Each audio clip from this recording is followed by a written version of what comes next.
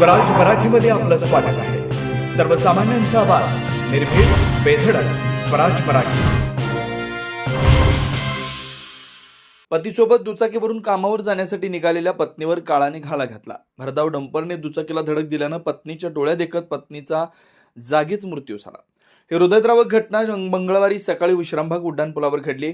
पूनम गोविंद नलवडे, वय 25, राहणार कौलापूर, तालुका मिरज असं मृत महिलेचं नाव आहे। या अपघातात त्यांचे पती गोविंद किरकोळ जखमी झालेत। या भीषण अपघातानंतर संतप्त नागरिकांनी डंपर चालकाला पकडून चांगला चोप दिला।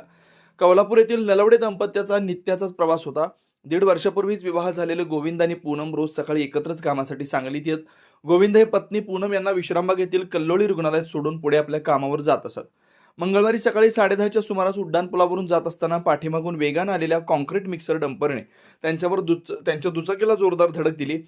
या धडकेत पूनम या डंपरखाली सापडले आणि सुमारे 50 फूट फरफटत गेल्यानं त्यांचा जागीच मृत्यू झाला। तर पती गोविंद रस्त्याच्या कडेला फेकले गेले। हा थरारक प्रकार पाहून नागरिकांनी तातडीने धाव घेतली आणि काही अंतरावर डंपर चालकाला अडवून त्याला चोप दिला।